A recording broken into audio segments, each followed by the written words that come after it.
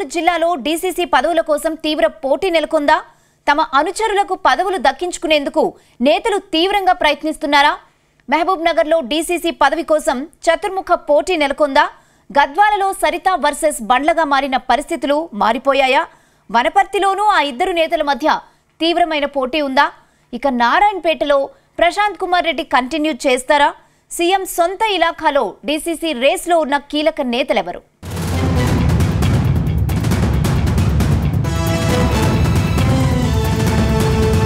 ఉమ్మడి పాలమూరు జిల్లాలో కాంగ్రెస్ పార్టీ తిరుగులేని శక్తిగా అవతరించింది. గత అసెంబ్లీ ఎన్నికల్లో జిల్లాలో 12 అసెంబ్లీ సీట్లు గెలిచిన కాంగ్రెస్ పార్టీ త్వరలో జరిగే స్థానిక సంస్థల ఎన్నికల్లోనూ సత్తా చాటాలని భావిస్తోంది.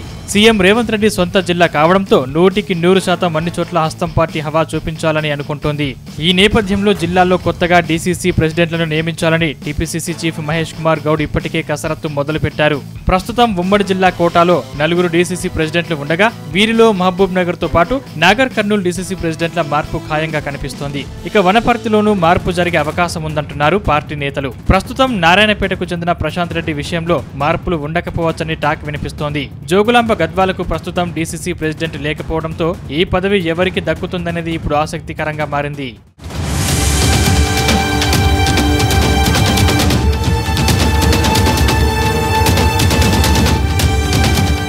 ఇప్పటి వరకు మహబూబ్ నగర్ జిల్లా డీసీసీ ప్రెసిడెంట్ గా జి మధుసూదన్ రెడ్డి ఉన్నారు. ఆయన గత అసెంబ్లీ ఎన్నికల్లో దేవరకద్ర ఎమ్మెల్యేగా గెలుపొందారు.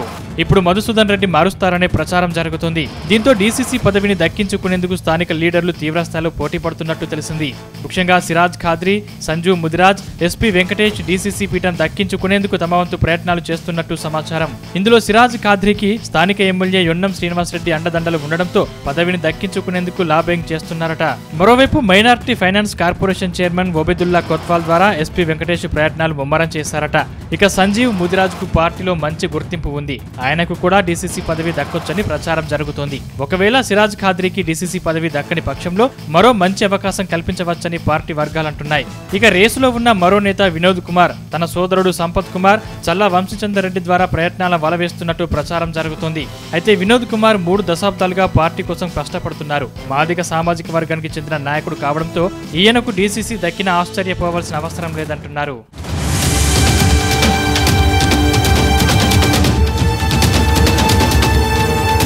ఇక నాగర్ కర్నూలు డీసీసీ మార్పు పక్కా అంటున్నారు. ప్రస్తుతం డీసీసీ ప్రెసిడెంట్ డాక్టర్ వంశీకృష్ణ ఎమ్మెల్యేగా గెలిచారు. దాంతో డీసీసీగా కొత్త వారికి అవకాశం ఇచ్చే ఛాన్స్ ఉందని టాక్. అయితే నాగర్ కర్నూలు జిల్లాలోని కొండారెడ్డిపల్లి సీఎం రేవంత్ రెడ్డి సొంత ఊరు కావడంతో ఈ పదవిని ఎవరికి అప్పగిస్తారనేది ఇప్పుడు ఆసక్తికరంగా మారింది. అయితే సీఎం ఊరికే చెందిన కాంగ్రెస్ లీడర్కే ఈ పదవి దక్కొచ్చనే పార్టీ వర్గాలంటున్నాయి. అయితే మంత్రి జూపల్లి కృష్ణారావు కూడా నాగర్ కర్నూలు డీసీసీపై ఓ కన్నేసినట్టు వినికిడి. ఆయన అనుచరులైన రామచంద్రరావు, ప్రతాప్ గౌడ్ లో ఎవరికైనా డీసీసీ ఇప్పించుకునే ప్రయత్నం చేస్తున్నారు. అయితే Achampet sitting MLA doctor Vamsikrishna సైతం తన అనుచరుడు శ్రీనివాసరావుకు డీసీసీ ఇవ్వాలని టీపీసీసీ చీఫ్ ను కోరుతున్నట్టు తెలిసింది. ఇక్కడ కూడా నేతల మధ్య పోటీ ఎక్కువగా ఉండడంతో డీసీసీ ఎవరికి దక్కుతుందనేది ఇప్పుడు ఆసక్తికరంగా మారింది.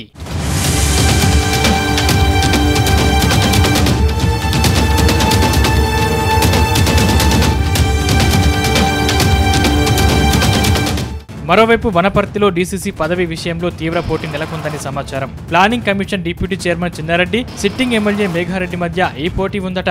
ప్రస్తుతం డీసీసీ ప్రెసిడెంట్ రాజేంద్ర ప్రసాద్ చిన్నారెడ్డి వర్గానికి చెందిన నేత కావడంతో మేఘారెడ్డితో అసలు పడటం లేదని సమాచారం. ప్రతి విషయంలోనూ ఇద్దరు నేతల మధ్య పచ్చగడ్డి వేస్తే భగ్గుమనేల పరిస్థితులు ఉన్నాయట. దాంతో డీసీసీని దించేయాలని మేఘారెడ్డి ప్రయత్నిస్తుండగా చిన్నారెడ్డి మాత్రం రాజేంద్ర ప్రసాద్ నే కంటిన్యూ చేయాలని కోరుతున్నారట.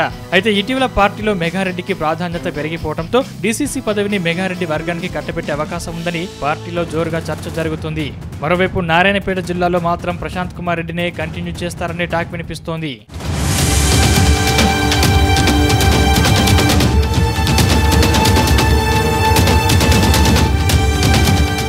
ప్రస్తుతం జోగులాంబ గద్వాలలో డీసీసీ ప్రెసిడెంట్ పదవి ఖాళీగా ఉంది. గతంలో డీసీసీ ప్రెసిడెంట్ గా కొనసాగిన పటేల్ ప్రభాకర్ రెడ్డి ఎన్నికలకు ముందు బీఆర్ఎస్ పార్టీలో చేరిపోయారు. ఆ తర్వాత జరిగిన అసెంబ్లీ ఎన్నికల్లో సిట్టింగ్ ఎమ్మెల్యే బండ్ల కృష్ణమోహన్ రెడ్డి గెలుపు కోసం తీవ్రంగా ప్రయత్నించారు. అయితే అప్పటి వరకు బీఆర్ఎస్ పార్టీలో కొనసాగిన ZP chairman Saritha Tirupathaiah Congress ticket తెచ్చుకుని బండ్ల కృష్ణమోహన్ రెడ్డిపై పోటీ చేశారు.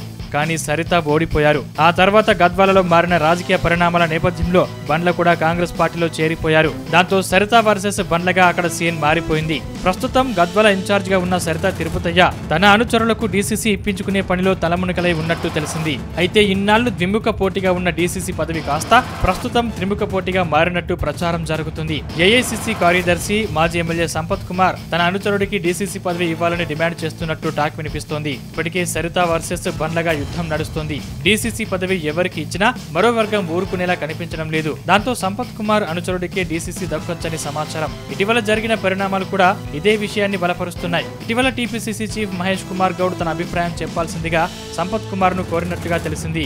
దాంతో సంపత్ కుమార్ బీసీ సామాజిక వర్గానికి చెందిన షేక్ షావలి ఆచారి లేదా మున్నూరు కాపు సామాజిక వర్గానికి చెందిన మరో నేత పేరు ప్రతిపాదించినట్టు తెలిసింది.